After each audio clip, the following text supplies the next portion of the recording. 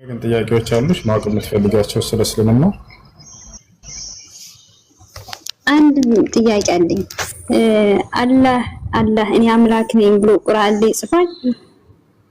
አላህ ሱብሓነሁ ወተዓላ በሱራ ጣሃ ምዕራፍ ቁጥር 14 ላይ ምን ይላል?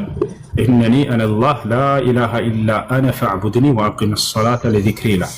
እኔ አላህ ነኝ፣ ከእኔ በስተቀር ሌላ ማንም አምላክ የለም፣ እኔንም በብቸኝነት ተገዛኝ፣ እኔንም ለማውሳት ስትል ሶላትን ስገድ እያለ ይናገራል። አምላክ አላህ ሌላ ቦታ ላይ ምን ይላል? ወአነ ረቡኩም ፈተቁን ይላል። እኔ ጌታችሁ አላህ ነኝ፣ እኔንም ብቻ ፍሩኝ እያለ ይናገራል። ያ ዒባዲየ አለዚነ አመኑ ኢነ አርዲ ዋሲዐቱን ወኢያየ ፈዕቡዱን ይላል። እናንተ ባሮቼ ሆይ ምድሬ ሰፊ ነች፣ ብትፈልጉ ደስ ወዳለባችሁ ቦታ ስደት አድርጉ። በእምነታችሁ ሰዎች ካስቸገሯችሁ ወደ ፈለጋችሁ ቦታ ስደት አድርጉ። ነገር ግን ዋናው ነገር ፈኢያየ ፈዕቡዱን እኔም ብቻ አምልኩኝ ተገዙኝ እያለ ይናገራል። በሱራ ያሲን ላይ አምላክ አላህ ሲናገር ምን ይላል? አለም አዕሀድ ኢለይኩም ያ በኒ አደም አላ ተዕቡዱ ሸይጣን ኢነሁ ለኩም ዐዱውን ሙቢን ወአን ያዕቡዱኒ ሃዛ ሲራጡን ሙስተቂም ይላል። እኔም በብቸኝነት ተገዙኝ፣ ይህ ነው ቀጥተኛው ጎዳና መንገድ እያለ ይናገራል። አላህ ብቻ ሳይሆን ነቢያቶች ራሱ ምን እንዳሉ እስኪ እንመልከት። መሲሁ ታላቁ የአላህ ነቢይ ምን አለ? ዒሳ ዓለይሂ ሰላም ወይንም ኢየሱስ ወኢነ አላህ ረቢ ወረብኩም ፈዕቡዱሁ ሃዛ ሲራጡን ሙስተቂም አለ ለእስራኤል ልጆች። የእኔም ጌታ የእናንተ ጌታ እርሱ አላህ ነው፣ እርሱንም በብቸኝነት ተገዙት፣ ይህ ነው ቀጥተኛው መንገድ አላቸው። ሙሴ ምን አለ ለህዝቦቹ? ኢነማ ኢላሁኩም ላህ ላ ኢላሃ ኢላሁ ወሲዐ ኩለ ሸይኢን ዒልማ አላቸው። አምላካችሁማ እርሱ አላህ ብቻ ነው፣ ከእርሱ በስተቀር ሌላ ማንም አምላክ የላችሁም፣ እርሱ እውቀቱ ሁሉን ቦታ ያካበበ ሆነ እያለ ይነግራቸዋል። ኢልያስ የሚባል ነቢይ ነበር። እርሱስ ምን አለ? ወኢነ ኢልያሰ ለሚነል ሙርሰሊን ኢዝ ቃለ ሊቀውሚሂ አላ ተተቁን አተድዑነ በዕለን ወተዘሩነ አሕሰነል ኻሊቂን አላህ ረበኩም ወረበ አባኢኩም አልአወሊን። ኢልያስ ከመልእክተኞቼ መካከል ነበር ይላል አላህ። ታዲያ ማንን ሰብካቸው ከተባለ አላህ ረበኩም ወረበ አባኢኩም አልአወሊን፣ የእናንተም የቀደምት አባቶቻችሁም ሁሉ አምላክ እርሱ አንዱ ያ አላህ ነው ብሎ ነገራቸው። ታላቁ አብርሃም የነቢያቶች ሁሉ አባት ተብለው የሚገለጹት እርሳቸው ምን አሉ ከተባለ ወኢብራሂም ኢዝ ቃለ ሊቀውሚሂ ዕቡዱላህ ወተቁሁ ዛሊኩም ኸይሩን ለኩም ኢን ኩንቱም ተዕለሙን ኢነማ ተዕቡዱነ ሚን ዱኒላሂ አውሳነን ወተኽሉቁነ ኢፍካ ኢነ ለዚነ ተዕቡዱነ ሚን ዱኒላሂ ላ የምሊኩነ ለኩም ሪዝቃ ፈብተጉ ዒንደላሂ ሪዝቀ ወዕቡዱሁ ወሽኩሩ ለሁ ኢለይሂ ቱርጀዑን አለ። የአብርሃም ትምህርት ይሄ ነበር። የነቢያቶች ትምህርት ይሄው ነበር። አንዱን አምላክ በብቸኝነት አምልኩ እያሉ ያስተምሩ ነበር። አምላክ አንድ ነው። በአንድነቱ ላይ ሶስትነት፣ ሁለትነት ብዜት የለውም። እርሱ አምላክ ለዘላለም ህያው ነው ብለው አስተምረዋል። ያ ህያው የሆነ አምላክ ለቅጽበት እንኳን የሚሞት አይደለም። አምላክ መለኮታዊ ባህሪ ብቻ ነው ያለው። ከእርሱ ጋር የፍጡርነት ባህሪ የለውም። ከፍጡርነት ባህሪ ሰው መሆን አምላክም ሰውም ነው ተብሎ አምላክ በፍጹም አይገለጽም። አምላክ ያለ የነበረ ለዘላለም የሚኖር መለኮታዊ ባህሪ ብቻ ያለው የፍጡር ባህሪ እግዚአብሔር ይመስገን። ሰላም ነው አለን። እሺ እኔ ጥያቄ እስኪ ስለ እስልምና መስፈርታዊ የምትሉትን መጀመሪያ ታስረዳኝ የጠራ አድርገህ። እኔ አንድ ሙስሊም መስፈርታዊ አለ አይደለ? እሺ እንግዲህ ኢስላም ማለት ነው ከሚለው ጀምሬ ልንገርሽ ባጭሩ። ኢስላም ብሎ ማለት አንድና ብቸኛ ለሆነው አምላክ ታዛዥ መሆን፣ እርሱም በብቸኝነት መገዛት ማለት ነው። በእርሱ ላይ ቅንጣት ሳታጋሩ አልኢስቲስላሙ ሊላህ ወልኢንቅያዱ ለሁ ቢጣዓ ወልኹሉስ ሚነ ሽርክ ወልበራአቱ ሚን አህሊህ። ይሄ ነው ኢስላም ብሎ ማለት። ለዚህ ነው አብርሃምን መጀመሪያ ሲያናገረው ኢዝ ቃለ ለሁ ረቡሁ አስሊም ይላል። አብርሃም ሆይ ለእኔ ታዛዥ ሁን አልኩት አለ። ቃለ አስለምቱ ሊረቢል ዓለሚን፣ እነሆ ለአንተ ለዓለማቱ ጌታ ለአላህ ብቻ ታዛዥ ሁኛለሁኝ አለ። هذا هو الإسلام። ከዚያ ቀጥሎ ምን አለ?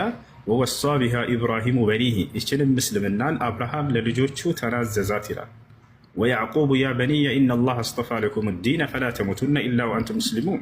ያዕቁብም ለልጆቹ ምን አላቸው? ልጆቼ ሆይ እነሆ አምላካችሁ አላህ አንድ ሃይማኖትን እስልምናን ብቻ መርጦላችኋል፣ አደራ ልጆቼ ሙስሊሞች ሆናችሁ እንጂ አትሙቱ አላቸው። ከዚያም ልጆቹ ወረድ ብሎ እዚያው እኛ ሙስሊሞች ነን ብለው ሲናገሩ እናያለን። የዮሴፍ ከልጆቹ መካከል ከያዕቆብ ልጆች መካከል ተወፈኒ ሙስሊመን ወአልሒቅኒ ቢሷሊሒን አለ። አደራ አምላክ የአላህ ሙስሊም አድርገህ ግደለኝ ብሎ ተናገረ ይላል። ኢስሐቅ፣ ያዕቆብ ሁላቸውም በዚህ መንገድ ነበሩ እና ኢስላም ብሎ ማለት ይህ ነው። አምላክ በነቢያት በኩል የደነገገው ብቸኛው መለኮታዊ ሃይማኖት እንደሆነ ይነግረናል። ሸረዐ ለኩም ሚነ ዲን ማ ወሳ ቢሂ ኑሐን ወለዚ አውሐይና ኢለይከ ወማ ወሰይና ቢሂ ኢብራሂመ ወሙሳ ወዒሳ ይላል። እነሆ ይህን እስልምናን ሃይማኖት እኔ የደነገግኩላችሁ ይላል አምላክ። ከዚህ በፊት ኖህን፣ አብርሃምን፣ ሙሴን፣ መሲሁን ደንግጌላቸው የነበረውን ሃይማኖት ራሱን እያለ ይናገራል። በሌላ ቦታ ላይ ወረዲቱ ለኩም ልእስላመ ዲና ይላል አምላክ ራሱ። ምን አለ?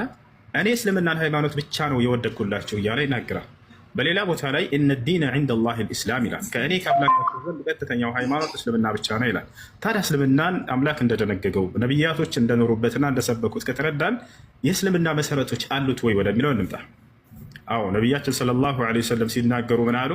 ቡንየ ልእስላሙ ዐላ ኸምስ ሸሃደት አን ላ ኢላሃ ኢለላህ ወአነ ሙሐመድን ረሱሉላህ ወኢቃም ሰላህ ወኢታእ ዘካህ ወሶም ረመዳን ወሐጅ በይት ላህ ልሐራም መን ስተጣዐ ኢለይህ ሰቢላ አሉ። ምን አሉ ነቢዩ ሙሐመድ ሰለላሁ ዐለይሂ ወሰለም? እስልምና ሃይማኖት በአምስት ዋና ዋና መሰረቶች ላይ የተመሰረተ መለኮታዊ ሃይማኖት ነው አሉ። የመጀመሪያው መሰረትና ትእዛዝ ምንድን ነው አሉ? የመጀመሪያው መሰረትና ትእዛዛት አምላክ አንድና ብቸኛ ነው፣ በእርሱ ላይ ቅንጣት ሌላ አጋር የለውም ብሎ ማመን ነው። አያችሁ፣ እስራኤል ሆይ ስማ፣ ጌታ አምላካችን አንድ አምላክ ነው፣ አለቀ በቃ። ስለ አምላክ አንድነትና ብቸኝነት ያስተምራሉ ነቢያቶች። የመጀመሪያው ትእዛዝና መሰረትም ይሄው ነው ብለው ያስተምራሉ። ሸሃደት አን ላ ኢላሃ ኢለላህ አሉ። ከአንዱ አምላክ ከአላህ በስተቀር በእውነት የሚመለክ ሌላ አምላክ የለም ብሎ መመስከር ነው የመጀመሪያው አሉ። ነቢያቶችን ስናይ ጊዜ እንዳለ ይሄን እንዳስተማሩ እናገኛለን። ለምሳሌ ከማንን ጀምር? ከአብርሃምን ጀምር። ማ ካነ ኢብራሂሙ የሁድያን ወላ ነስራንያን ወላኪን ካነ ሐኒፈን ሙስሊማ ወለም የኩን ሚነል ሙሽሪኪን ይላል። መጀመሪያ በሱራ አሊ ዒምራን ላይ ምን አለ? አብርሃም አይሁድ አልነበረም፣ ክርስቲያንም አልነበረም፣ በአምላክ ላይ የሚያጋራም አልነበረም። ይልቁንስ በአንዱ አምላክ በአላህ የሚያምን ሙስሊም ነበር ብሎ ያስቀምጠዋል። አብርሃም ራሱ ከሰበከው ትምህርት ደግሞ ሲገልጽልን ምን ይላል? ወኢብራሂመ ኢዝ ቃለ ሊቀውሚሂ ዕቡዱ ላህ ወተቁሁ ዛሊኩም ኸይሩን ለኩም ኢን ኩንቱም ተዕለሙን ኢነማ ተዕቡዱነ ሚን ዱኒ ላሂ አውሳነን ወተኽሉቁነ ኢፍካ ኢነ ለዚነ ተዕቡዱነ ሚን ዱኒ ላሂ ላ የምሊኩነ ለኩም ሪዝቃ ፈብተጉ ዒንደ ላሂ ሪዝቀ ወዕቡዱሁ ወሽኩሩ ለሁ ኢለይሂ ቱርጀዑን አለ። አብርሃም ለህዝቦቹ እንዲህ ባለ ጊዜ አስታውስ ይላል። ምን አለ አብርሃም? ህዝቦች ሆይ አላህን በብቸኝነት ተገዙት፣ እርሱንም ብቻ ፍሩት፣ የምታውቁና የምታስተውሉ ብትሆኑ ይህ ለእናንተ የተሻለ ነው አላቸው። አብርሃም አንዱን አምላክ ተገዙ ብሎ አላቋርጥም። ይልቁንስ ከእርሱ ውጭ ያሉትን እንዳለ ጣዖት ብሎ ጠራቸው። ኢነማ ተዕቡዱነ ሚን ዱኒላሂ አውሳነን አለ አብርሃም። እነዚያ ከአላህ ውጭ የምታመልኳቸው ሁሉ ጣዖቶች ናቸው። ወተኽልቁነ ኢፍካ አላቸው። በራሳችሁ አማልክት ናቸው ብላችሁ የፈጠራችኋቸው የራሳቸው ፈጠራዎች ናቸው አላቸው። ማንኛውም ከአላህ ውጭ አምላክ ተደርጎ የተያዘ ሁሉ የሰው ልጅ ፈጠራ ነው አለ አብርሃም። በራሳቸው ሰዎች ናቸው እነዚህን አማልክት ብሎ የሰየማችኋቸው አለ። ኢነ ለዚነ ተዕቡዱነ ሚን ዱኒላሂ ላ የምሊኩነ ለኩም ሪዝቀን አለ። ቀጥሎ እነዚያ ከአላህ ውጭ የምትገዟቸው ሁሉ ሲሳይን ሊለግሷቸውም ሆነ ሊነሷቸው አይችሉም አለ። ፈብተጉ ዒንደ ላሂ ሪዝቀ ወዕቡዱሁ ወሽኩሩ ለሁ ኢለይሂ ቱርጀዑን። ሲሳይን ከጌታችሁ ከአንዱ አምላክ ከአላህ ብቻ ፈልጉ አለ። እርሱንም ብቻ ተገዙት አለ። ስለዋለላችሁም ጸጋ እርሱንም ብቻ መስግኑት፣ በምትሞቱም ጊዜ ወደ እርሱ ነውና የምትመለሱት አላቸው ይላል። ቀጥሎ ሙሴ ልንጥቀስ። ሙሴ ምን አለ? ምን አስተማረ? ሙሴ ምን አለ? ኢነማ ኢላሁኩም ላህ ላ ኢላሃ ኢላሁ ወሲዐ ኩለ ሸይን ዒልማ አለ። አምላካችሁ እርሱ አንዱ አምላክ አላህ ብቻ ነው፣ ከእርሱ በስተቀር ሌላ ማንም አምላክ የላችሁም፣ እውቀቱ ደግሞ ሁሉም ቦታ ያካበበ ነው እያለ ተናገረ። ሁሉን ያውቃል። ቀጥለን ማንን እንጥቀስ? ኢልያስን እንጥቀስ። ወኢነ ኢልያሰ ለሚነል ሙርሰሊን ኢዝ ቃለ ሊቀውሚሂ አላ ተተቁን አተድዑነ በዕለን ወተዘሩነ አሕሰነል ኻሊቂን አላህ ረበኩም ወረበ አባኢኩም አልአወሊን። ኢልያስ ከመልእክተኞቼ ከነቢያቶቼ መካከል ነበር አለ አምላክ አላህ። ኢዝ ቃለ ሊቀውሚሂ አላ ተተቁን፣ ለህዝቦቹም እንዲህ ባላቸው ጊዜ አስታውስ፣ ህዝቦቼ ሆይ አንዱን አምላክ አላህን በብቸኝነት አትገዙትም አትፈሩትም? ምን አተድዑነ በዕለን፣ በዕልን ትጠራላችሁ። በዕል የሚባል ጣዖት ነበራቸው በዘመኑ ሰዎች። በዕልን ትጠራላችሁ። ወተዘሩነ አሕሰነል ኻሊቂን አላህ ረበኩም ወረበ አባኢኩም አልአወሊን፣ የእናንተንም ሆነ የቀደምት አባቶቻችሁን አምላክ የሆነውን አላህን እርሱ ጌታቸው ነው፣ እርሱን ትታችሁ በዕልን ትጠራላችሁ እያለ አስተማራቸው ይላል። ለመጨረሻ መሲሁን እንጥቀስ። መሲሁ ምን አስተማረ? ክርስቶስ ለቀድ ከፈረ አለዚነ ቃሉ ኢነ ላሀ ሁወል መሲሑ ብኑ መርየም ወቃለ አልመሲሑ ያ በኒ እስራኢል አዕቡዱ ላህ ረቢ ወረበኩም ኢነሁ መን ዩሽሪክ ቢላሂ ፈቀድ ሐረመ ላሁ ዐለይሂ አልጀነተ ወመእዋሁ ናር ወማ ሊዛሊሚነ ሚን አንሳር ይላል። ለቀድ ከፈረ الذين قالوا ان الله هو المسيح ابن مريم ብለው ይጀምራል። አምላክ ማለት ያ የማርያም ልጅ መሲሁ ራሱ ነው ብለው የተናገሩ ሰዎች በእርግጥም ካዱ አለ። መሲሁ ግን እንዲህ ብሎ አስተምሯቸው ነበር አለ። ቀጥሎ ያ በኒ እስራኤል ዕቡዱላህ ረቢ ወረበኩም፣ እናንተ የእስራኤል ልጆች ሆይ የእኔንም የእናንተንም ጌታ የሆነውን አላህን በብቸኝነት ተገዙን ብሎ ነው ያስተማራቸው አለ። መሲሁ አንዱን አምላክ አላህን ብቻ አምልኩ ብሎ ዝም አላለም። ነገር ግን በቀጣዩ ዓለም ማን ነው ገነት የሚገባው ማን ነው እሳት የሚገባው የሚለውንም እዚያው ነገራቸው። መሲሁ ምን አለ? ኢነሁ መን ዩሽሪክ ቢላህ ፈቀድ ሐረመ አላሁ ዐለይሂ አልጀና አለ። እነሆ በአላህ ላይ ሌላን አካል ያጋራ ሰው መመለሻው ገሃነም እሳት ነች አለ።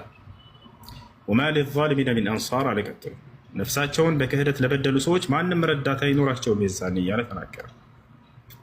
ነቢዩ ሙሐመድ ሰለላሁ ዐለይሂ ወሰለም መጡ። እነዚህ ነቢያቶች በነበሩበት መንገድ ላይ ትውልድን አስተማሩ። ያን አንዱን የአብርሃምን የኢስሐቅ የያዕቁብን አምላክ አምልኩ አሉ። ከእርሱ ውጭ ሌላ ማንንም አታምልኩ እያሉ አስተማሩ። ያ አምላክ አንድ ብቻ እንደሆነ አስተማሩ። ሶስትነት የለውም በፍጹም። ያ አምላክ አንድ ብቻ ነው፣ ሶስትነት የለውም፣ ብዜት የለውም። አምላክ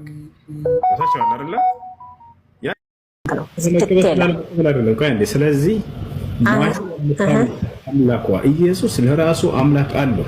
አያሰዘም ባለ ኖ እንደዚህ ሰው አይደለም። አንተ እንደተረዳኸው አይደለም። እግዚአብሔር ብቻውን የሚመለክ እስራኤል ሆይ ስማ፣ አምላካችን እግዚአብሔር አንድ አምላክ ነው የተባለልን። ገባህ? እኛ ሲጀመር አታነጻጽረንም። ገባህ? ከእናንተ ጋር አታነጻጽረንም።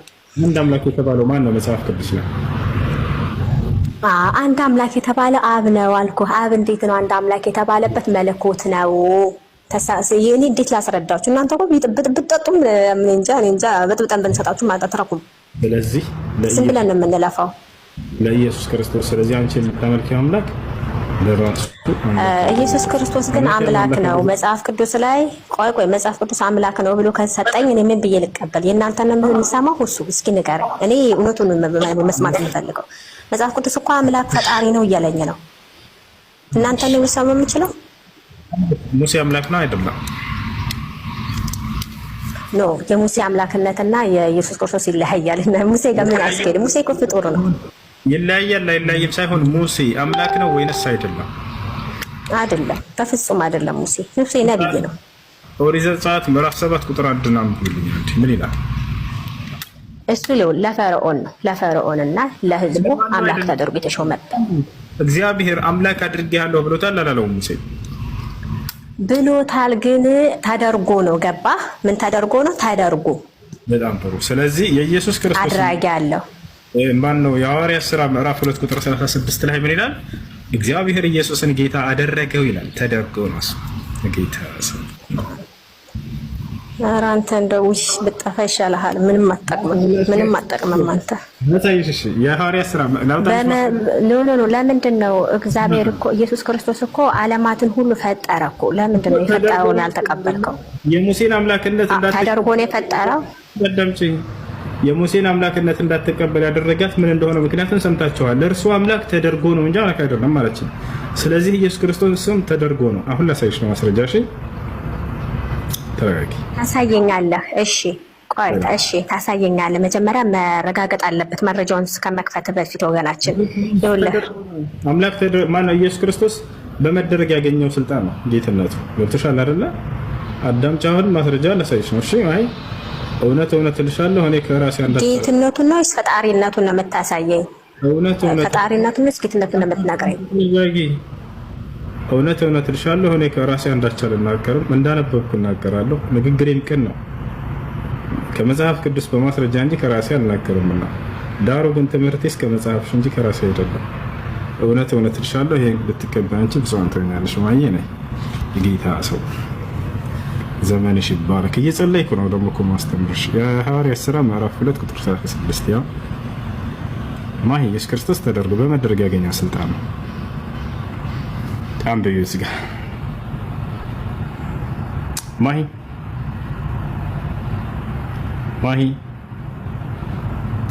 ማሂነት እሺ ያያዩት ነው። አቤት እንግዲህ ይህ እናንተ የሰቀላችሁትን ኢየሱስ ክርስቶስ እግዚአብሔር ጌታ ክርስቶስ አደረገው፣ የእስራኤልም ወገን ሁሉ በእርግጥም ይወቁ ይላል። እሺ ይሄ ታዲያ ምንድን ነው? ተደርጎ ነው። ሙሴ እኮ ተደርጎ ነው። አይገናኝም። ኢየሱስን ተደርጎ ነው። ማን ያደረገው? እግዚአብሔር ጌታ ያደረገው ይላል። እኔ ኢየሱስን ተቃውሞ አላውቅም። አምላኬ ነው፣ ፈጣሪ ነው። አንተንም ፈጥሮሃል። እዚህ ውስጥ ያለውን ሁሉ የፈጠረ ነው።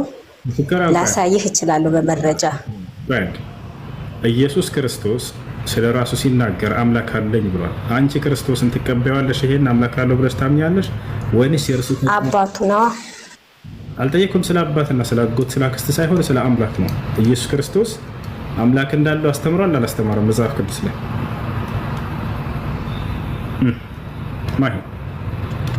አምላክ እንዳለው አላስተማረም። አምላኬና አባቴ እያለ ግን ተናግሯል። አላስተማረም። ያላስተማረውን አስተማረ አትበል።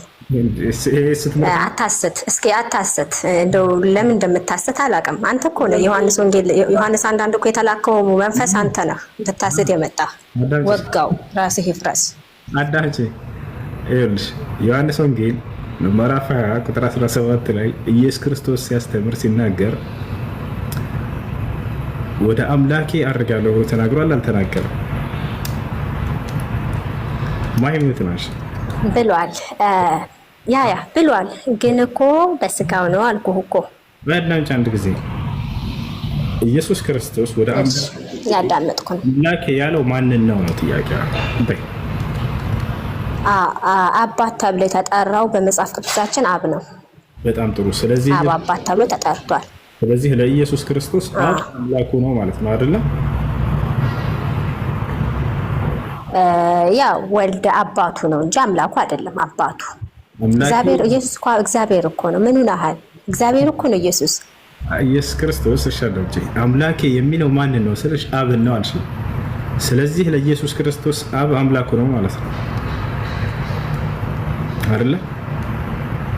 መጽሐፍ ቅዱስ ላይ እኮ ብለዋል። እዛ ጋር እኮ አምላኬና አባቴ ብለዋል። ግን አባት ነው። በመጽሐፍ ቅዱስ ደግሞ አብ መለኮትን ነው የሚያሳየው። ገባህ? መለኮታዊ ኢየሱስ ክርስቶስ ደግሞ በምድር ላይ ስጋ ስለለበሰ አይ ላስረዳ፣ ቆይ ላስበክ ትንሽ። ምን ሆነሃል አንተ እንዴ?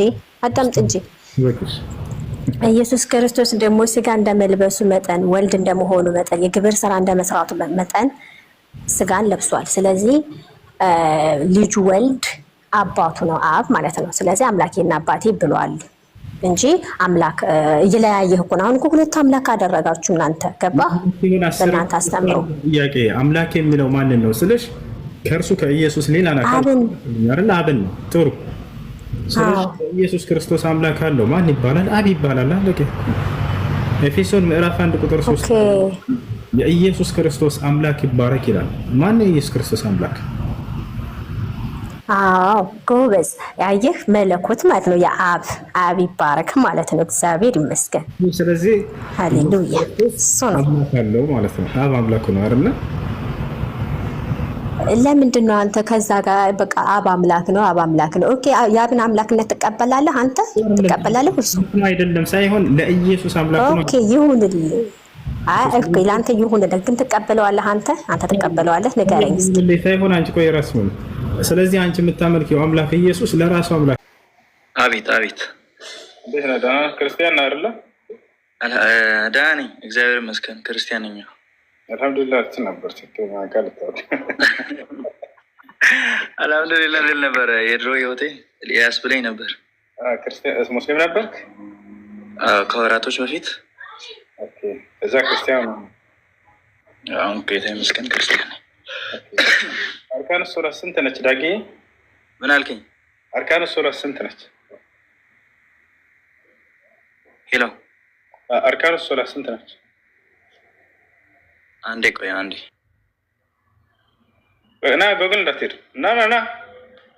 ና አርዛ ያመጣው ቶሎ በል። አርካኑ ሶላት ስንት ነው? ጋዲስ አርካኑ ሶላት ስንት ነው? ሳዲ ድረስ ሳዲ ሊጠይቅ ነው። አርካኑ ሶላት ስንት ነው? አንቺ ሳዲያ ቁልፉን ስጪው። ይቅርታ እያየ እኮ ነው። በምድር ነው ታውቃላችሁ። ጉግል እያየ ነው። አያገኘውም ራሱ ፈልግ። ጋዲስ ጉድ በሱ ቤት ማለት ነው። በቃ እንትን ፕሮቴክት ከሰርቶ በቃ ሄደ ማለት ነው። ገባ በዘዴ ሳዲያ ቁልፍ ብሎ ሄደ። ታዲያ ድረሽ ይህን እንዲህ አይነት እንትን ያስተማራቸው ማን ነው? ማን ይባላል? ሳራ ወይ መለስ እንዲህ ማጭበርበር ማን ያስተማራቸው? ይሄ የጳውሎስ ስራ ነው የሚሆነው። ጳውሎስ ምን አለ? ሱርት የሁዲ ሊአርበሐ ልይሁድ አለ ወሱርቱ ተሕተ ናሙስ ሊአርበሐ ለዚነ ተሕተ ናሙስ አለ። አይሁድ ሳልሆን አይሁድ መስዬ ቀረብኳቸው አይሁዶችን ላተርፈ ወደ እኔ ላመጣቸው አለ። ከህግ በታች ሳልሆን ከህግ በታች ሆኜ የቀረብኳቸው ወደ ህግ ላመጣቸው ዘንድ እያለ ይናገራል። የሰዎች ማንነት ተመሳስሎ ይህ መናፍቅነት ስራ ማለት ነው። ከዛ በመካከላቸው ገብቶ የመሸወድን ስራ ነው የሰራው። ጳውሎስም እንዲህ ያደረገው በክርስትና ላይ የነቢያቶችን መንገድ በዚህ መልኩ ነው የበረዘው። የበግ ለምድ ለብሶ ገባ በመካከላቸው። መጀመሪያ ላይ ሳሳድ ቆየ። መጨረሻው እንደገና በቃ እኔ ጌታ መርጦኛል ብሎ ገባ መካከላቸው። የሚፈልገውን ያክል ጻፈ። የነቢያትን መንገድ እንዳለ ቀይር አድርጎ የራሱን መንገድ ክርስትናን አቋቋመ። ቸዋል ይሄን ያደረገው ቸዋል። አይሁዶች በጣም ክፉዎች ናቸው። እናንተ ያላወቋቸው አይሁዶች በጣም ክፉዎች ናቸው። ታምራት ሰላም ነው። እንዴት ነህ? አለን አማን አለን አልሐምዱሊላህ። ደህና ነህ? ደህና ነኝ። ጥያቄ ነበረኝ። እሺ ጥያቄ ምንድን ነው? ጥያቄ በአንተ አስተሳሰብ ያኔ ከሙስሊም ውጪ ገነት የሚገባ የለም ብለህ ታምናለህ አይደል? አዎ። እሺ እኔ ክርስቲያን ነኝ። ያኔ ምንም ኃጢአት አልሰራውም። እንዴት ሲኦል ልገባ እችላለሁ? ስንት ዓመት ነው ልጅ? መልስልኝ ጥያቄውና ደግሞ ሌላ ጥያቄ አለኝ። እሺ መልስልሃለሁ። እኔ ክርስቲያን ነኝ ስትል ጊዜ ክርስትና ደግሞ እምነቱ ምንድነው ከተባለ አምላክ ኢየሱስ ክርስቶስ አምላክ ነው ብለህ ታምናለህ አይደል? አዎ አምናለሁ። ይሄ ትልቁ ኃጢአት ነው። ትልቁ ኃጢአት በእስልምና አስተምህሮ በአምላክ ላይ ማጋራት ነው። ማስረጃ አላህ ሲናገር ኢነ ሽርከ ለዙልሙን ዐዚም ይላል። በአንዱ አምላክ ላይ በአላህ ላይ ማጋራት ወይንም አላህን መካድ ትልቁ ኃጢአት ነው። ገብቶሃል? ኃጢአት አልሰራህም ስትል ጊዜ ተሳሳትክ ማለት ነው። ክርስቶስ እኔ ሰው ነኝ ብሎ ሳለ አይ አምላክ ነው ማለትህ ትልቁ ኃጢአት ነው። ዮሐንስ ወንጌል 8 ቁጥር 40 ላይ ኢየሱስ ክርስቶስ እኔ ከእግዚአብሔር የሰማሁትን እውነት የምነግራቸው ሰው ነኝ አለ። አንተ ሰው ነው ብለህ ታምናለህ? ኢየሱስን ታምራት? ፍጹም ሰው ፍጹም አምላክ ነው ብዬ አምናለሁ። ኢየሱስ ክርስቶስ ግን ይሄን አላለም። እኔ ሰው ነኝ ብሎ ተናግሯል። ጥሩ ነው እሱ። ነገር ግን እኔ አምላክ ነኝ አላለም። በፍጹም አምልኩኝም አላለም። ግን ታመልከዋለህ። ይሄ ኃጢአት ነው። ሞትን ድል አድርጎ እንደተነሳ ታውቃለህ? ሞትን ድል አድርጎ አልተነሳም። አምላኩ ነው ያስነሳው። እንደ መጽሐፍ ከሄድን እንኳን ባያስነሳው አምላኩ ምን ይሆን ነበር የሚለውን መጽሐፉ ሲነግረን በስብሶ የቀር ነበር ይለናል። እና አምላክ አይሞትም። ደግሞ ይሄ ልታውቅ ይገባል። እሺ ደግሞ ነብዩ መሐመድ ከሰሩት ተአምር ልትነግረኝ ትችላለህ? በትንሹ እነግርሃለሁ። አብሽር። የነብዩ መሐመድ ሰለላሁ ዐለይሂ ወሰለም ተአምራቶች በጥቂቱ ንገረኝ። ነቢያችን ሰለላሁ ዐለይሂ ወሰለም በጣም በርካታ ተአምራቶችን አድርገዋል። ከዚያ መካከል አንደኛው ምንድነው? ጨረቃን መክፈላቸው። ነቢያችን ሰለላሁ ዐለይሂ ወሰለም የመካ ሰዎች ጠየቋቸው፣ አንተ ሙሐመድ ሆይ ያ ሙሐመድ እንኩንተ ነቢይን አሪና አያ፣ አንተ ሙሐመድ ሆይ እንዳው ነቢይ ከሆንክ ነቢያት ተአምር ሰርተህ ያሳዩ ነበርና ተአምር ሰርተህ እንድታሳየን እንሻለን አሏቸው። የመካ ሰዎች በዘመናቸው ያሉ ሰዎች ፈአራሁም ምን ሽቃቅ አልቀመር፣ ይሄን ያዩ የአይን ምስክሮች የሆኑ ሰሃቦች ምን አሉ? ነቢዩ ሰለላሁ ዐለይሂ ወሰለም የጨረቃን መከፈል አሳያቸው ይላል። ነቢያችን ሰለላሁ ዐለይሂ ወሰለም ጨረቃን ከፍለው አሳያቸው ለእነዚያ ሰዎች። አንደኛ እሱ ነው።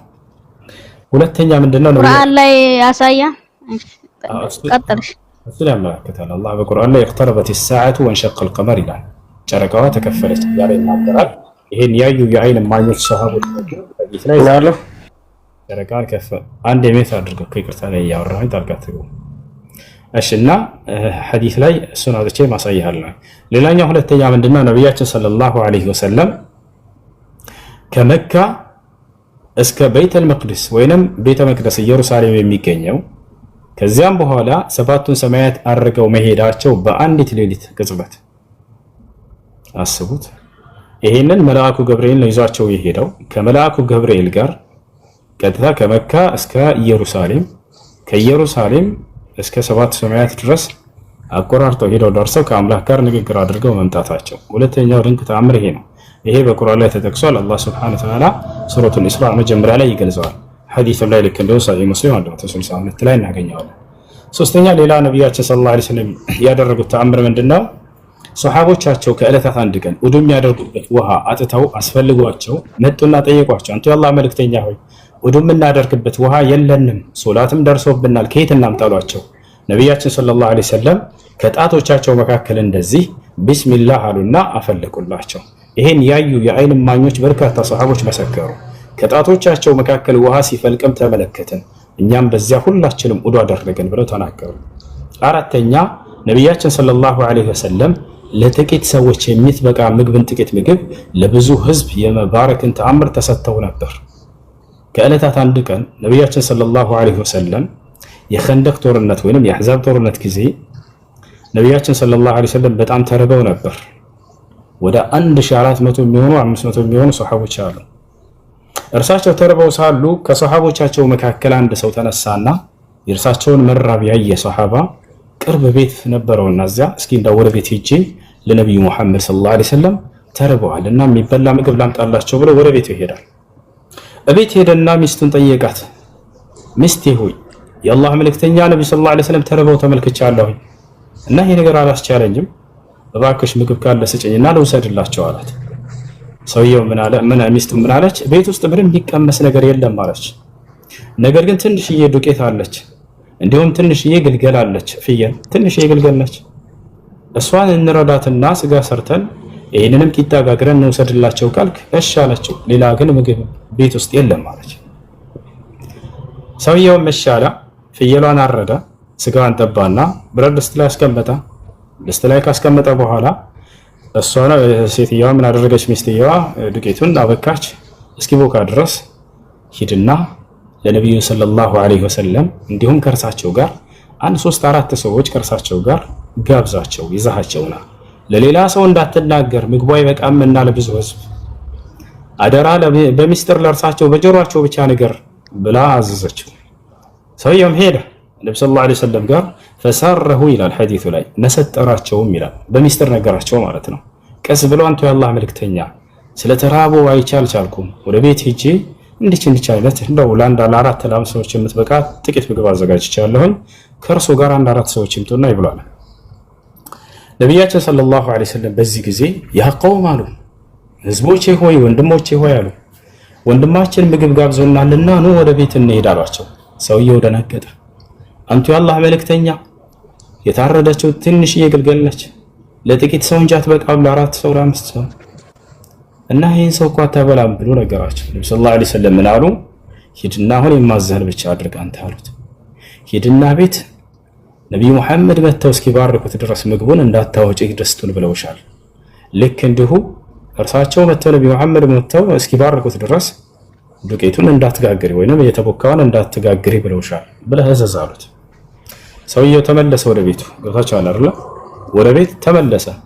ከዚያ በኋላ ነብያችን ሰለላሁ ዐለይሂ ወሰለም ከሷሐቦቻቸው ጋር ወደ 1400 እና 500 ህዝቦች ቢሆኑ ሄዱ። ከዛ ሄደና ሰውየው ምን አላት ለሚስቱ? ነብዩ መሐመድ ሰለላሁ ዐለይሂ ወሰለም ከህዝቦቻቸው ጋር ከ1500 ህዝብ ጋር እየመጡ ነው አላት። ደነገጠች ሚስትየዋ። በሚስጥር ንገራቸው አላልኩም ነበርን አለች። ያልሽኝን አድርጌ ነበር እኔም አለ ሰውየው። ግን እርሳቸው እንዲህ በቃ አድርጌ ብለዋል፣ የሚሆነውን እናያለን አለ። ወደ ነቢያችን ሰለላሁ ዐለይሂ ወሰለም መጡ። የዓይን እማኝ የሆነ ሷሐባ ራሱ ሰውየው ሲናገር ምን አለ? ይሄን ተአምር ያየ የተቋደሰ የበላ አካል ነው እየመሰከረ ያለው። ያ ጀማ ከሩቅ የሆነ ታሪክ ሰምቶ አይደለም፣ እዛው ያየው አካል ራሱ ሲናገር ምን አለ? ድስቱንም ሰጠኋቸው አለ። ወዲያው ያዙና ዱዓ አደረጉ፣ ጸሎት አደረጉ፣ ባረኩትም አለ። ልክ እንዲሁ አውጥቻ ሳያቸዋለሁ ማስረጃ ምትሉ ልጆች። ልክ እንዲሁ ደግሞ ዱቄቱን ተቀበሉና ማነው የተቦካውን እርሱንም ያዙና ዱዓ አደረጉ፣ ባረኩትም። አሁን እየጋገርሽ ቂጣውን አቀብይና አሉ ነብያችን ሰለላሁ ዐለይሂ ወሰለም። እየተጋገረ ቂጣው ይሰጣቸዋል። ራሳቸው ነብያችን ሰለላሁ ዐለይሂ ወሰለም ስጋ እያነሱ በጭልፋ ያንን ቂጣ ላይ ያደረጉ ለሷሐቦቻቸው ይሰጧቸው ጀመር። ወላሂ እየባላ ነው ሷሐባ የሚናገረው። በአላህ ስም እላለሁኝ አለ የመጣነው ወደ 1400 የምንሆን ህዝቦች በልተን ጠገብን አለ። ነገር ግን ድስቱ ስንመጣ እንደነበረ ነው፣ ምንም እንኳን አልጎደለም ነበር አለ። የተቦካው አልጎደለም ማለት ያሰላም። ለጥቂት ሰው የሚበቃን ምግብ ለብዙ ህዝብ የመባረክን ተአምር ተሰጥተው ነበር ነብዩ ሰለላሁ ዐለይሂ ወሰለም። ይህ ካደረጉት ተአምር ነው። ሌላ ተአምር ነቢያችን ሰለላሁ ዐለይሂ ወሰለም የሚበሉት ምግብ የሰው ልጆችን ቋንቋ አውጥቶ ተስቢህ ያደርግ ነበር። ይህን ታውቃላችሁ? ይህንንም ያዩ የመሰከሩ የአይን እማኝ የራሳቸው ሰሓቦች ናቸው። አቡበክር ስዲቅ እና አብዱላህ ብን መስዑድ እና ዓሊ ብን አቢ ጣሊብ ይህን ሁሉ መስክረዋል። የሚበሉት ምግብ ወደ አፋቸው ሲያነሱት የሰው ልጆችን ቋንቋ እያወጣ ሱብሓነላህ ሲል እንሰማ ነበር አሉ። የሚገርማቸው ሱብሓነላህ፣ አልሐምዱሊላህ፣ አላሁ አክበር ይል ነበር። ይህን እየሰሙ ሰሓቦች መስክረዋል፣ ይደነቁ ነበር። ነቢያችን ሰለላሁ ዐለይሂ ወሰለም በጣም በርካታ ተአምራቶችን አድርገዋል። ከዚህ እግዚአብሔር ይመስገን። እንዴት ነህ? አለ አልሐምዱሊላህ አለው። አንድ ጥያቄ ነበረኝ። እሺ፣ ጥያቄ ምንድን ነው? ኢሳ ማለት ምን ማለት ነው እናንተ ጋር? ዒሳ ማለት የተረጋጋ ረጋ ያለ ሰከን ያለ የጥበብ ባለቤት هذا هو عيسى። ማስረጃ ታቀርብኛለህ ከቁርአን? ኦኬ፣ ቁርአን ላይ ያለው ስማቸው ነው። የሁሉም ነብያት ስማቸው ነው ያለው። ኢብራሂም ማለት እንዲህ ማለት ነው ብሎ አላህ ሊዘረዝር አልመጣም። ሙሳ ማለት እንዲህ ማለት ነው። ዒሳ የሚለው ረጅሉን ሃዲ የተረጋጋ ረጋ ያለ ማለት ነው። እንደ አረበኛ ቋንቋ ትርጉሙን ላሳየህ እችላለሁ። የስሙ ትርጉም እሺ፣ አሳያኝ ከቁርአን እኮ አንተ ከኪሴ አታወጣ እኮ ልማር እኮ ነው። እንደዚህ ናቸው አያቸው። አይ ከቁርአን ስጠኝ እያልኩኝ ነው። ምንድን ተሳሳትኩ እንዴ? ኦኬ፣ ከቁርአን ምን እንደምሰጠህ። ኦኬ፣ እንደዛ ከሆነ የኢሳ የስሙን ትርጉም በቁርአን ላይ ካልተብራራ ለምንድን ነው ቁርአን ላይ ሁሉም ነገር ተብራርቶላችኋል ተብሎ የተቀመጠው?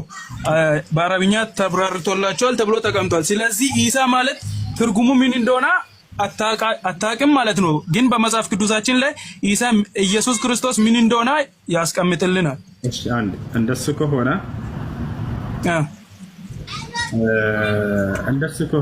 አብርሃም ማለት ነው ትርጉሙ እንደ መጽሐፍ ቅዱስ። አቤት አንተ ወደ ሌላ አትዳ። እኔ ኢየሱስ ማለት ምን እንደሆነ ከመጽሐፍ ቅዱስ አሳያለሁ። አንተ ኢሳ ምን እንደሆነ ከቁርአን አሳየን። እሺ፣ ኢየሱስ ማለት ምን ማለት እንደሆነ አሳየን። ትልቁ ላይ አድርጉት። ላሳየህ? አሳየን። ኦኬ፣ በትልቁ አድርገኝ። ከመጽሐፍ ቅዱስ አሳያለሁ። ቆይ 30 ሰከንድ።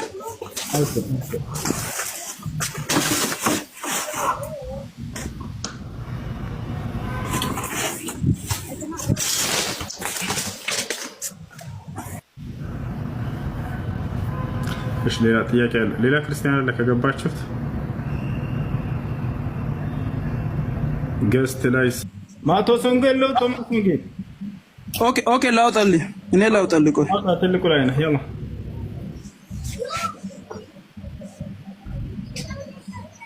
ይታያችኋል እንዴ? ከፍቷል። ጨለማ ነው ሁሉ ነገር ከኔ ጋር። ምን ይሻላል? ቅዱስ ነው። ቆይ አልከፈተም። ያማ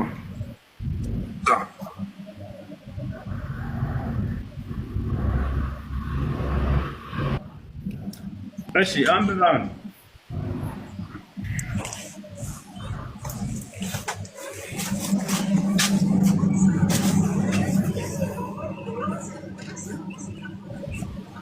ኦኬ፣ ማቴዎስ ወንጌል ምዕራፍ 1 ቁጥር 23 ላይ እንዲህ ይላል፣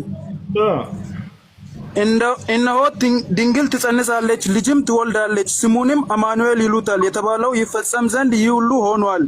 ቱርጋሜውም እግዚአብሔር ከኛ ጋር የሚል ነው። ዮሴፍም ከእንቅልፉ ነቅቶ የጌታ መልአክ 21 ላይ ልጅም ትወልዳለች፣ እርሱም ሕዝቡን ከኃጢአታቸው ያድናቸዋልና ስሙም ኢየሱስ ትለዋለህ ይላል። ስለዚህ የስሙ ትርጉም ሕዝብን ከኃጢአት የሚያድን ስም ማለት ነው። እናንተ ጋር ኢሳ ማለት ምን እንደሆነ ትርጉሙን አያስቀምጥም። አይልም፣ እንደሱ አይልም። ኢየሱስ ማለት ሕዝቡን ከኃጢአት ያድናቸዋል ማለት ነው የሚል የለም። ከየት ነው ያመጣው? ጤኛ አይደለም እንዴ? አትጩህ። በመጮህ አይደለም፣ ረጋ ብለህ አውራ። ደግሞ ማስረጃ ይጮህ። እሺ ድምጽ አይደለም መጫ ያለበት ሚዩቱን አንሱለት አድርጋችሁት ከሆነ ዘለቀ አንድ ሚዩቱን አንሱለት ልጆች። ለምን ሚዩት አድርጋችሁት? ከፍተው ነው የሰጡት ቲክቶክ ምናልባት አይሰማም። ረጋ ብለህ ተናገር። ኢየሱስ ማለት ብለህ ፍቹን አስቀምጥልን መጽሐፍ ቅዱስ ላይ ምን ማለት እንደሆነ። ኦኬ እንዲህ ይላል ቁጥር 21 ላይ ማቴዎስ ወንጌል ከላይ እንደዚህ ይላል የጌታችን የኢየሱስ ክርስቶስ ወንጌል ቅዱስ ማቴዎስ እንደጻፈው ይላል። ስለዚህ ስለ ኢየሱስ ክርስቶስ ነው እያወራለሁ። ከዛ 21 ላይ ምን ይላል? ልጅም ትወልዳለች እርሱም ሕዝቡን ከኃጢአታቸው ያድናቸዋልና ስሙን ኢየሱስ ትለዋለህ አለ። ኦኬ አሁን እዚህ ቦታ ላይ ኢየሱስ ማለት ሕዝቡን ከኃጢአት ያድናል ማለት ነው የሚላለው ወይስ የለም? እና አሳየኝ። እናንተ ጋር እንደዚህ አይነት እኮ እኛ ጋር ትርጉም አለ። ስለ ኢየሱስ ክርስቶስ የተቀመጠው የስሙ ትርጉም አለ። እናንተ ጋር የት ነው ያለው? ኢሳ ማለት ምን እንደሆነ ማን እንደሆነ አይታወቅም፣ አታውቁምም። ኢየሱስ ማለት ሕዝቡን ከኃጢአት ያድናል ማለት ነው የሚል ቃል የቱ ጋር ያገኘው? ኦኬ ቁጥር 21 ላይ አውጣ። እርሱ ሕዝቡን ከኃጢአታቸው ያድናቸዋልና ስሙን ኢየሱስ ትለዋለህ አለ እኮ። አዳምጥ። እሺ ኢየሱስ ብሎ የተቀመጠበት ቦታ የለም መጽሐፍ ቅዱስ ላይ ገናቸው። አንዱ የኢየሱስን ስራ እየገለጸልህ ነው። ከላይ ሕዝቡን ከኃጢአት ያድናል ተባለ። ስሙ ማን ነው? እናንተ ጋር እኮ እሱም የለም እኮ እሱ። አዳምጥ። እሺ ስሙ ተቀመጠ እንጂ የስሙ ትርጓሜ ከኃጢአት ያድናቸዋል ማለት ነው የሚል ቃል የለም። እሱ እኮ እዚህ ጋር አስቀመጠልኝ እኮ። እንደገና ላንብብን። ረበ ፈጣሪ አይለም እየሰማህ እኮ ነው። ምን አለ መሰለህ? ወንድ ልጅም ትወልዳለች። እናንተ ወንድ ልጅ የምትሉት እርሱ ምን ያደርጋል አለ እዚህ ጋር። እርሱ ሕዝቡን ከኃጢአታቸው ያድናቸዋልና። እሺ የሚያደርገውን ድርጊት ነው እየነገረህ ያለው እንጂ የስሙ ትርጓሜ ቀጥሎ ምን እያለ ነው? ስሙን ደግሞ ኢየሱስ ትለዋለህ አለ። አዎ ስሙ ማን ይባላል ከተባለ ኢየሱስ ይባላል ነው። ሃሌሉያ። ከላይ እየተናገረ ያለው ድርጊቱን እንጂ የስሙ ትርጓሜ አይደለም። እሺ አቤት። እሺ እንደዚህ አይነት ትርጉም ለኔ አሳየኝ ከቁርአን። ኢሳ የሚባል ነብይ እናንተ ጋር እኛማ የእናንተን ኢሳ አናውቅም፣ ግን ኢሳ የሚባል እሱ የስሙን ትርጉም አስቀምጥልኝ ንገረን። አዳምጥሽ። አሁን እዚህ ቦታ ላይ አንተ ኢየሱስ የሚለው ትርጓሜ ሕዝቡን ከኃጢአት ያድናል ማለት ነው የሚል ልታመጣ ፈልገህ ነበር፣ አላመጣህም። እሺ መጽሐፍ ቅዱስ አውጣ። አንተ ጋር መጽሐፍ ቅዱስ አውጣ። ምንድን ነው የሚለው እዚህ ጋር? ትንሽ እኔ ጋር እንትን ብሎ ነው እንጂ አትጮህ፣ እየሰማንህ ነው። ከላይ የተቀመጠው ድርጊቱ ነው። ምን ያደርጋል ከተባለ ሕዝቡን ከኃጢአት ያድናቸዋል አለ። ገብቶሃል አይደለ? ስሙን ማን የሚለውን ደግሞ ቀጥሎ ስሙንም ኢየሱስ ትለዋለሽ አለ። ስለምትወልደው ልጅ ስም ተነገረ እንጂ የስሙ ትርጓሜ ሕዝቡን ከኃጢአት ያድናቸዋል ማለት ነው የሚል ቃል የለም ከእርሱ ጋር። እሺ አንድ ጥያቄ ልጠይቅ። ኢየሱስ ተወልዶ አንተን ከኃጢአት አድኗል? ኢየሱስ ራሱን ማዳን አይችልም። ዮሐንስ ወንጌል ምዕራፍ 12 ቁጥር 27 ግለጥ አንብብ። እዚህ ጋር እናውራ። አንተ እኮ አትሩ። እዚህ ጋር እናውራ እኮ ወዳንተ ሰው ይጥልኝ አይደለ? ጠየቀኝ አይደለ? እኔ ልመልስልህ ደግሞ ኢየሱስ ከኃጢአት አድኗል ወይ አልከኝ። ራሱን ማዳን አይችልም ብዬ ማስረጃ ልሰጥህ ነው። የምነግርህን ማስረጃ ወጣ። ዮሐንስ ወንጌል ምዕራፍ 12 ቁጥር 27 አንብበው። ምን ይላል? ያላ እሺ እዚህ ጋር መልስ የለም። አንብብ። ዮሐንስ ወንጌል ምዕራፍ 12 ቁጥር 27። ያው ለተጠየቁት እኔ እየመለስኩ ነው። እሺ እየመለስኩ ነው። አሁን አንድ ጥያቄ ጠይቀው፣ ሁለተኛ ጥያቄ ልጠይቅ። አውጣና እሱን ወደ ሁለተኛው ጥያቄ ትሄዳለህ። ጌታ ሰው ያላ ዮሐንስ ወንጌል ምዕራፍ 12 ቁጥር 27። እሱ በሰውነቱ እኮ የሚያደርጉ ነገሮች አሉ። ኢየሱስ ክርስቶስ ፍጹም ሰው ፍጹም አምላክ እንደሆነ እኮ እናምናለን። እንመጣለን፣ ወደ እሱ እንመጣለን። አሁን አውጣና አንብብልን። ራሱን ማዳን እንደማይችል በአንደበትህ ስታነበው ደስ ሲል ያላ አንብብ እኮ። እዚህ ጋር አምናል ኢየሱስ ክርስቶስ ስሙ ከኃጢአት እንደሚያድን። አውጣ መጀመሪያ የተባል ከሆነ እኔ ጠየቀኝ አይደለ? እኔ ነኝ የምመልስ። እሺ እዚህ ጋር መልስ አልተመለሰልኝም እኮ። ስለሱ ጠየቀኝ። ሰውዬው ጤነኛ አይደለም እንዴ? ጠየቀኝ። ኢየሱስ ከኃጢአት አድኖሃል አላዳነህም ወይ አልከኝ። አይ ራሱን ማዳን የማይችል ደካማ ነው አልኩኝና ማስረጃ ልሰጥ ነው። አሁን የሰጠውን ማስረጃ አውጣና ወደ ቀጣይ ትሄዳለህ። ደግሞ ወጣን ዮሐንስ ወንጌል ምዕራፍ 12 እኔ እኮ የጠየኩት ጥያቄ እኮ በሚኖርበት ሰዓት ላይ እንትን ማለት ይችላል። ክርስትናና እስልምና የሚለዩበት 4 አበይት ልዩነቶች አሏቸው። የመጀመሪያው ልዩነት ምንድነው? እኛ ሙስሊሞች የምናመልከው አምላክ በማንነትም በእምነትም አንድ ነው ብለን ነው የምናምነው። ለምሳሌ ሱረቱ ጣሃ ምዕራፍ 20 ቁጥር 14 ላይ እኔ አላህ ነኝ ከኔ በቀር ሌላ አምላክ የለም አምልከኝ ይላል። ሱረቱ አንቢያ ምዕራፍ 21 ላይም ቁጥር 25 ላይ እንደዛ ነው። ከኔ በቀር ሌላ አምላክ የለምና አምልኩኝ ነው የሚለው። እኔ ብሎ አናንያ ወይም እኔነት የሚጠቀም አንድ አምላክ አለ። የአንድ አምላክ አንድ ማንነት ነው ብለን ነው የምናምነው። አላህ ነው። ካላህ ውጪ በሐቅ የሚመለክ አምላክ የለም ብለን ነው። በክርስትና ግን ያለው ግን የሚመለኩ 3 አካላቶች ናቸው። አብ፣ ወልድ፣ መንፈስ ቅዱስ ናቸው ተብሎ የሚመለኩ አምላክ ነው ያሉት። እኛ ጋር እንደዛ የለም። ማቴዎስ ወንጌል ምዕራፍ 4 ቁጥር 10 ላይ ለጌታ ለአምላከ ስገድ እርሱን ብቻ አምልክ ነው የሚለው። እርሱ ተብሎ የሚመለክ አንድ አምላክ ነው ያለው። እሱም ራሱ ሲናገር ኢሳይያስ 44 45 46 የተለያየ ቦታ there is no God beside me ከኔ በቀር ሌላ አምላክ የለም ብሎ የሚናገር አንድ ማንነት ብቻ ነው ያለው። ስለዚህ ያ ይለየናል። የመጀመሪያ የሚለየን ነገር እሱ ነው። ሁለተኛው የሚለየው በኢስላም አስተምህሮት ውስጥ ፍጡርና ሰው አይመለክም፣ የተከለከለ ነው። ሽርክ ነው ራሱ ለጀሃነም ራሱ የሚዳርግ ነገር ነው። ሱረቱ ማኢዳ ምዕራፍ 5 ቁጥር 72 እና 73 ላይ በአላህ ላይ የሚያሻርክ ሰው ጀነት በእርሱ ላይ እርም ሆነችበት መቀመጫው እሳት ነው ተብሎ ነው በቁርአን ላይ የተቀመጠው። በክርስትና ደግሞ ሰውና ፍጡር ይመለካል። ድንግል ማርያም ማህፀን ውስጥ ከድንግል ማርያም ማህፀን ውስጥ የተፈጠረ በመንፈስ ቅዱስ አሰራር ያለ ዘር አብሲ ያለ ወንድ ዘር የተፈጠረ ፍጡር አለ ድንግል ማርያም ማህፀን ውስጥ። የናዝሬቱ ኢየሱስ የሚባለው ማለት ነው። ኢየሱስ የሚባለው ድንግል ማርያም ማህፀን ውስጥ በድንግልና ጸንሳው ድንግል ማርያም የወለደችው ሜካኒካል ፈንክሽንና ኬሚካል ሪአክሽን አድርጎ የተለያየ ፕሮሰስ አድርጎ ያደገ ነው። ተኝቷል። በግርግም ውስጥ የተኛ ነው። ራሱ የተወለደ ማለት ነው። አንድ ሕፃን ነው እንደናንተ ማለት ነው። ወንድ ልጅ ነው።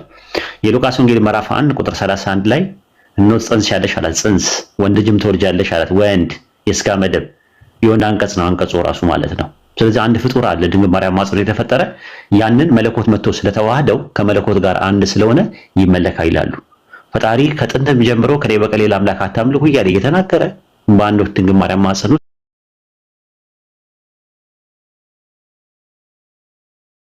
ፍጡርና ሰው ፈጥሮ ይሄን አምልኩልኝ ብሎ አይልም። እንደ አይነት ነገር አይልም። ኢሳይያስ 43:10 ላይ ከኔ በፊት አምላክ አልተሰራም ከኔ በኋላም አይሆንም ነው ያለው። ፈጣሪ በፍጹም አይሆንም አምላክ አልተሰራም ነው የሚለው ራሱ።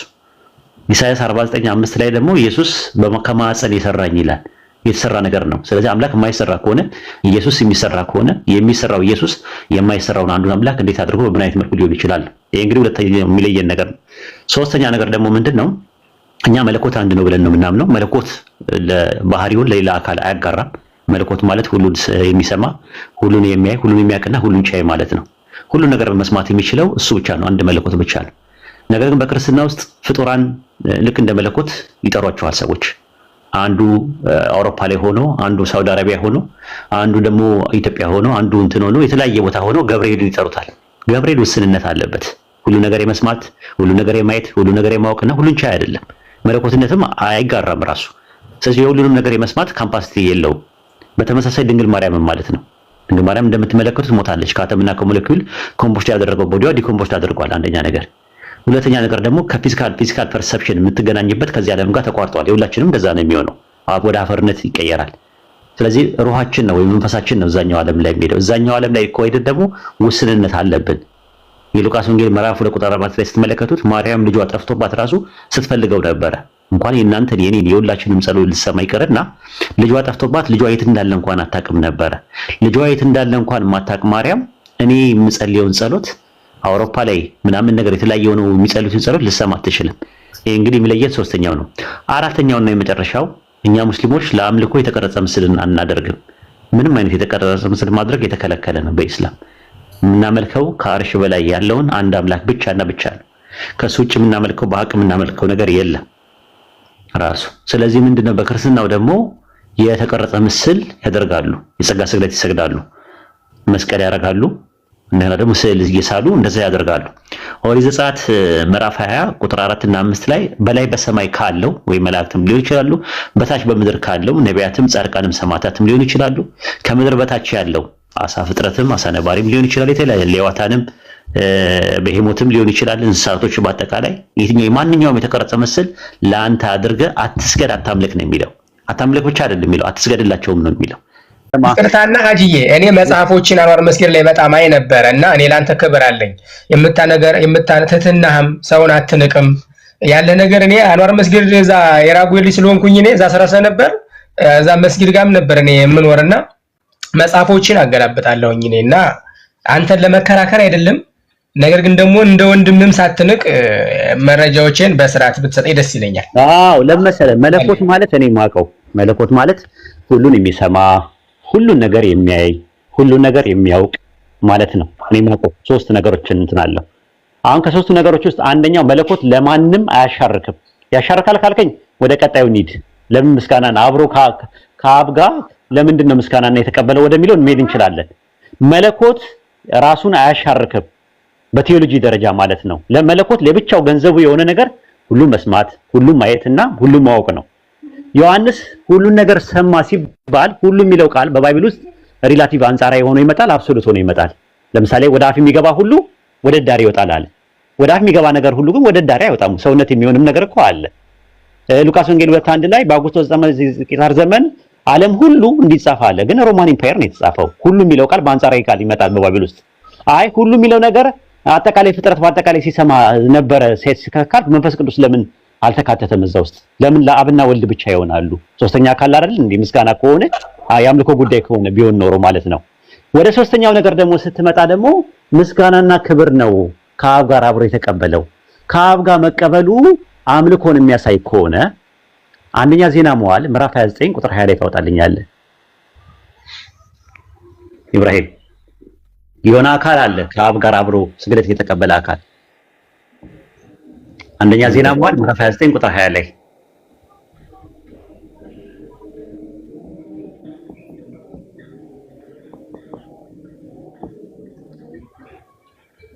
አየው። ዳዊትም ጉባኤውን ሁሉ አምላካችሁን ያህዌን ባርኩ አለ። ጉባኤውም የአባታቸውን የአምላክ ያህዌን ባረኩ፣ ራሳቸውን አዘንብለው ለያህዌና ለንጉሱ ሰገዱ ይላል። ለማንና ለማን የሰገዱት? ለእግዚአብሔር ያምልኮ ሲሰግዱ፣ ለዳዊት ግን ለንግስናው የክብር ነው የሰገዱ። እኔ ስግደት ነው አይደለም። ቆይ ሳልኖር ሰገዱ የሚለው ሲንጉላር ነው ወይስ ፕሉራል ነው?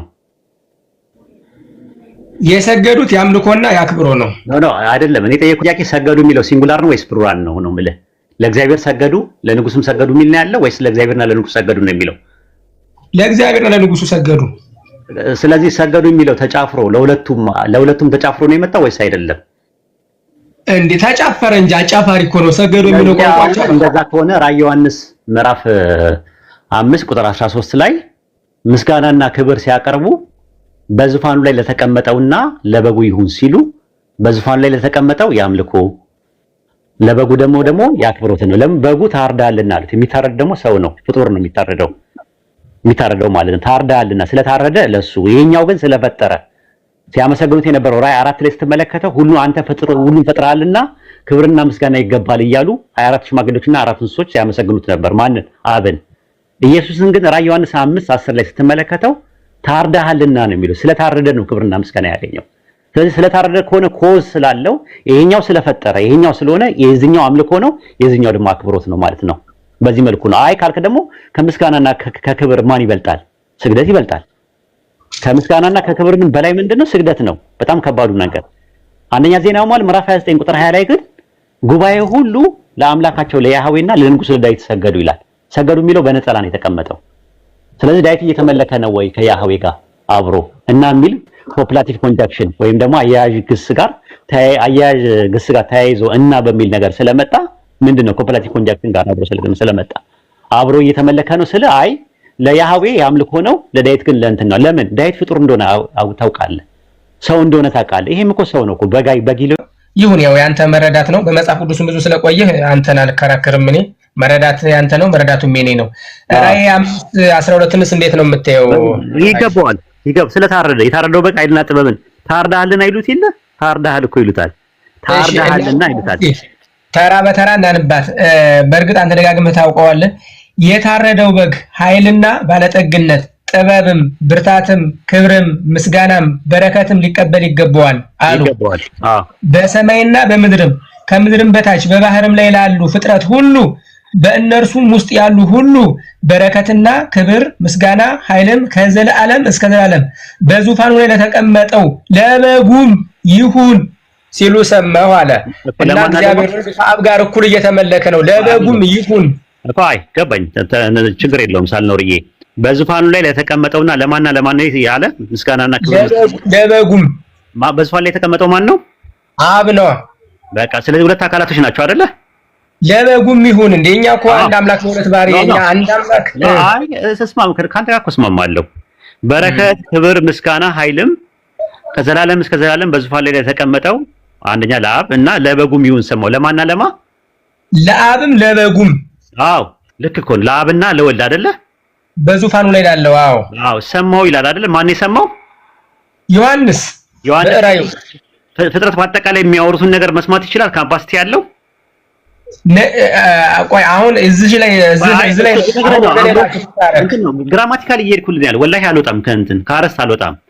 ሰማው ሲል ዮሐንስ ሁሉን ነገር መስማት ይችላል ወይ? ፍጥረትን በአጠቃላይ ሲናገሩ ሰምቷል? ፍጥረት በአጠቃላይ እንደ ፈጣሪ ከፈጣሪ ውጪ ሁሉን ነገር መስማት የሚችል ሌላ አካል ያለ አይመስለኝም። መለኮት ሌላ አያሸርክም ለሌላ አካል። ሰማው ሲል ሁሉ የሚለው ነገር በአንጻራዊ ደረጃ የመጣ ነው ብሎ ነው ስኮላሮች የሚፈቱት። ለምን አንጻራዊ ነው? ምክንያቱም ሁሉ ነገር መስማት አይችልም ዮሐንስ። ስለዚህ በሰማይና በምድር ከምድር በታች ያለ ዮሐንስ መስማት አይችልም የሚል ማስረጃ ስጠን። ይሄንም አርበ እኔ አንተ ተከራከረ አይደለም። መለኮት ማቀው ይኸውልህ መለኮት ማለት ሁሉን የሚሰማ ቅርታና ሀጂዬ እኔ መጽሐፎችን አንዋር መስጊድ ላይ በጣም አይ ነበር እና እኔ ላንተ ክብር አለኝ። የምታነትህናህም ሰውን አትንቅም ያለ ነገር እኔ አንዋር መስጊድ እዛ የራጉኤል ስለሆንኩኝ እኔ እዛ ሰራሰ ነበር እዛ መስጊድ ጋርም ነበር እኔ የምኖርና መጽሐፎችን አገላብጣለሁኝ እኔና አንተን ለመከራከር አይደለም። ነገር ግን ደግሞ እንደ ወንድምም ሳትንቅ መረጃዎችን በስርዓት ብትሰጠኝ ደስ ይለኛል። አዎ ለምሳሌ መለኮት ማለት እኔ ማቀው መለኮት ማለት ሁሉን የሚሰማ ሁሉን ነገር የሚያይ ሁሉን ነገር የሚያውቅ ማለት ነው። እኔ ማቀው ሶስት ነገሮችን እንትን አለው። አሁን ከሶስቱ ነገሮች ውስጥ አንደኛው መለኮት ለማንም አያሻርክም። ያሻርካል ካልከኝ ወደ ቀጣዩ ኒድ ለምን ምስጋናና አብሮ ከአብ ጋር ለምንድን ነው ምስጋናና የተቀበለው ወደሚለው እንሄድ እንችላለን። መለኮት ራሱን አያሻርክም በቴዎሎጂ ደረጃ ማለት ነው። ለመለኮት ለብቻው ገንዘቡ የሆነ ነገር ሁሉም መስማት ሁሉም ማየትና ሁሉም ማወቅ ነው። ዮሐንስ ሁሉን ነገር ሰማ ሲባል ሁሉ የሚለው ቃል በባይብል ውስጥ ሪላቲቭ አንጻራዊ ሆኖ ይመጣል፣ አብሶሉት ሆኖ ይመጣል። ለምሳሌ ወደ አፍ የሚገባ ሁሉ ወደ ዳር ይወጣል አለ። ወደ አፍ የሚገባ ነገር ሁሉ ግን ወደ ዳር አይወጣም። ሰውነት የሚሆንም ነገር እኮ አለ። ሉቃስ ወንጌል 2:1 ላይ በአውጉስጦስ ቄሳር ዘመን ዓለም ሁሉ እንዲጻፍ አለ። ግን ሮማን ኢምፓየር ነው የተጻፈው። ሁሉ የሚለው ቃል በአንጻራዊ ቃል ይመጣል በባይብል ውስጥ።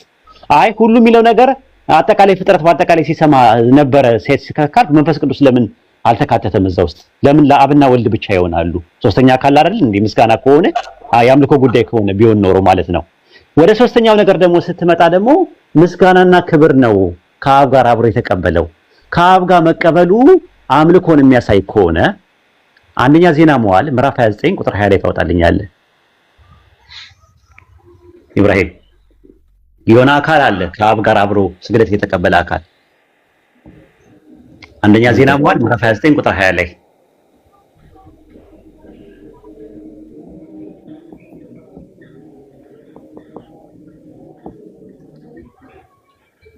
አየው።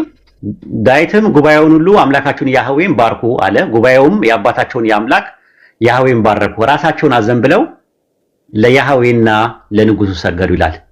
ለማንና ለማን የሰገዱት? ለእግዚአብሔር ያምልኮ ሲሰግዱ፣ ለዳዊት ግን ለንግስናው የክብር ነው የሰገዱ። እኔ ስግደት አይደለም። ቆይ ሳልኖር ሰገዱ የሚለው ሲንጉላር ነው ወይስ ፕሉራል ነው?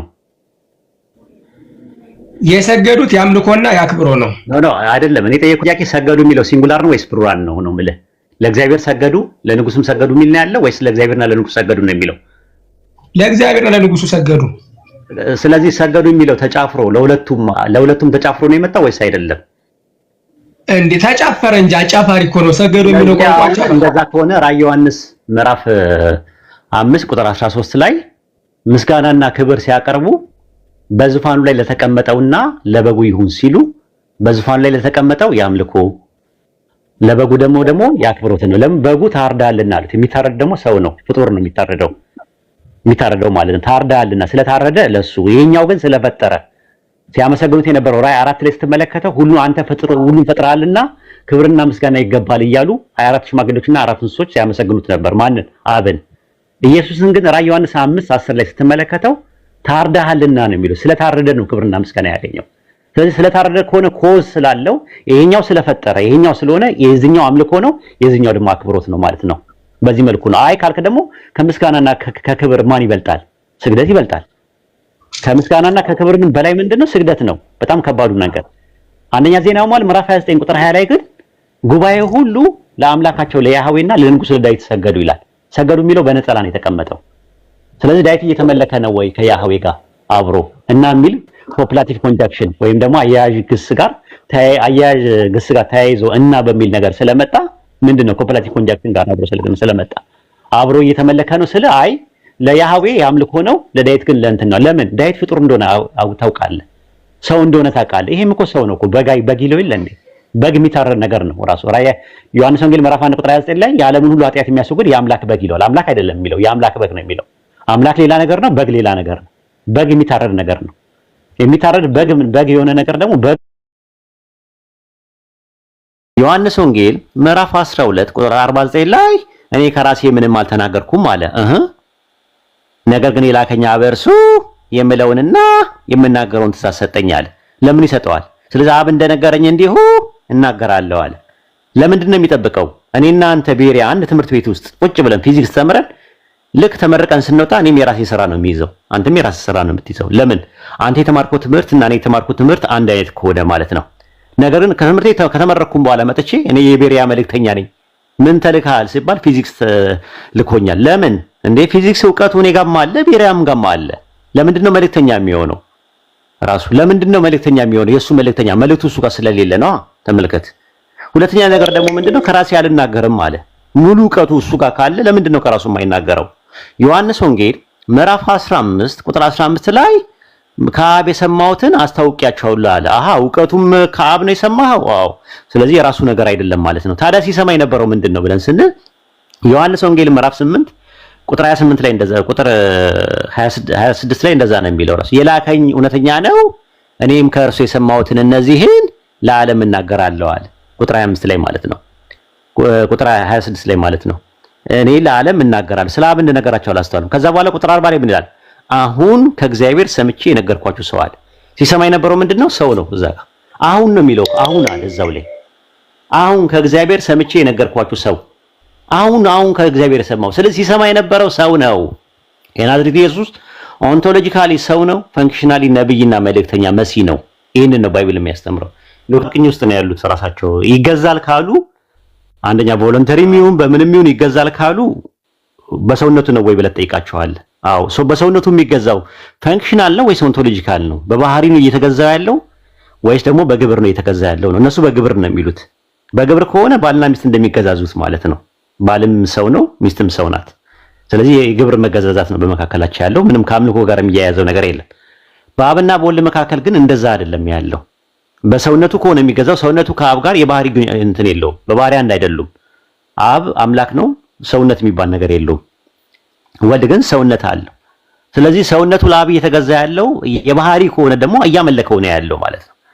አንደኛ ነገር ማለት ነው። እንደገና ደግሞ ፈንክሽናል ሰቦርዲኔሽን ወይም ደግሞ የግብር መገዛዛት ሲሉ ወልድ አብን የግብር እየተገዛ ያለው በውጫዊ ግብር ነው ወይስ በውስጣዊ ግብር ነው? አሁንም አጣብቀኝ ውስጥ ነው። በውጫዊ ግብር ካሉ እምቅድመ ዓለምም ጀምሮ አብ ወላዲ ወልድ ተወላዲ መንፈስ ቅዱስ ሰራጺ የሚባል ነገር ነው ያለው። በዛ መካከል በውስጣዊ ግብር ውስጥ መገዛዛት ካለ አደጋ አለው። የአርዮስ ትምህርት ነው ቀጥታ የሚሄደው ማለት ነው። በውጫዊ ግብር እንዳይሉ ደግሞ በውጫዊ ግብር አብ ወልድ መንፈስ ቅዱስ አንድ ናቸው ብሎ ነው የሚያምኑት። አቡልናሪዮስ የሚባለው የተወገዘው እኮ በውጫዊ ግብር አብና ወልድ ይለያያሉ ስላለን ነው።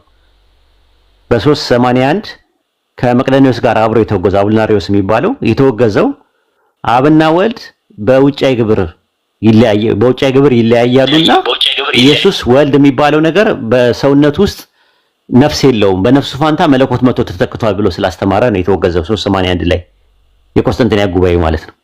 በሁሉም መንገድ ስትሄድ አጣብቀኝ ውስጥ ነው ያሉት እነሱ፣ መሄጃ መንገድ የላቸውም። ስለዚህ ምንም ነገር የፈለገ ነገር ኢየሱስ ጨምር ላክልበትና ቅድም አንድ ጥያቄ ስጠይቅ ያው ትመረምራለች ትፈትሻለች በሚል ነው። መዝሙረ ዳዊት ምዕራፍ 2 ቁጥር 7 ላይ ያለው ጥያቄ አሁን ለጠየካት ነገር ብዙ ምላሽ የሚሰጣት ክፍል ነበረ። እዛ ክፍል ላይ እንደዚህ ይላል። አሁን ከጠየካው አንፃር አንቶሎጂካል ነው ፋንክሽናል ነው የሚለው በእነሱ በስላሴ ትምህርት አብ ልጄ ብሎ ኢየሱስን የሚጠራው በመለኮትነቱ ነው። አብ ወላዲ ወልድ ተወላዲ የሚባለው ማለት ነው። ታዲያ መዝሙረ ዳዊት ምዕራፍ 2 ላይ ወሂድ እንደዚህ ብሎ ያወራል። በዕብራውያን መጽሐፍ ምዕራፍ 1 እና የሐዋርያት ሥራ ምዕራፍ 13 ላይ የአዲስ ኪዳን ትንቢት ነው ብለው በምናምነው ማለት ነው። አንተ ልጄ ነህ እኔ ዛሬ ወለድኩህ ይልና ለምነኝ ይለዋል። ልጄ ብሎ የሚጠራውን አካልን ነው ለምነኝ የሚለው።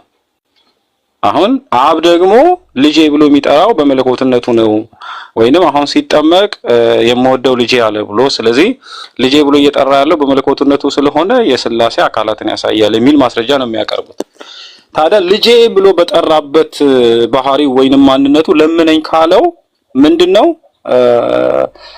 በስላሴ አካላት መካከል አባትና ልጅ ተብሎ በተጠሩት መካከል መገዛዛት አለ ማለት ነው። ወይንም ወልድ አብን እንዲለምነው በባህሪው በመለኮትነት እንደሱ በሚለው ማንነት እንዲለምነው ይፈልጋል የሚለውን ነገር ያስቀምጣል። ያንስ ይታያል እንኳን ለምኖ እንትን የሚለው ነገር ማለት ነው። ለምኖ የሚያገኘው ነገር ማለት ነው። ለምነኝ አሕዛብን ለርስት የምድዳርቻ ለግዛት ሰጣለው አለ። ስለዚህ አሕዛብን ለርስቱና የምድዳርቻን ለግዛቱ የተቀበለው በአጠቃላይ ለምኖ ነው ማለት ነው። ዮሐንስ ወንጌል ምዕራፍ 14 ቁጥር 15 ላይ እንደዛ ይላል። እኔ አብን ለምናለው ነው የሚለው። ለዘላለም ከእናንተ ጋር እንዲኖር ሌላ አጽናኝ ይሰጣችኋልና አለ። ተለምኖ ነው የሚያገኘው ራሱ ማለት ነው። ዮሐንስ ወንጌል ምዕራፍ 11 ላይ እንደዛ ነው ራሱ የምለምንላ እንደምትሰጠኝ አውቃለሁ ነው የሚለው ራሱ ማለት ነው። አምላክ የምትለምነውን ሁሉ አለች ማርታ ይሰጣሃል እያለችው ነው ያለው። ሮሜ 8:34 ላይም ስለኛ የሚለምነው ነው የሚለው። ኢንቱካኖ ማለት መሰረታዊ ትርጉሙ መለመን ማለት ነው። ኢንተርሴሽን የሚለው ቃል ብዙ ማስረጃዎች ማቅረብ ይቻላል እነዚህ አይነት ነገሮች ማለት ነው። የገረመኝ ግን ራዕይ ዮሐንስ ምዕራፍ 1 ቁጥር 1 እና ራዕይ ዮሐንስ ምዕራፍ 5 ቁጥር 7 ላይ ያለው ነገር ነው። ሰማይ ላይ ሆኖ ኢየሱስ የሚሰጠው ነገር ራዕይ ዮሐንስ 1 ላይ ሬቨሌሽኑ አፖካሊፕስ ሲሰጠው እናያለን። ራዕይ 5 ላይ ደግሞ ምን ሲሰጠው እናያለን። ራሱ 7 ማኅተም መጽሐፍ ያለው ሲወስድ ሲቀበል እናያለን ከአብ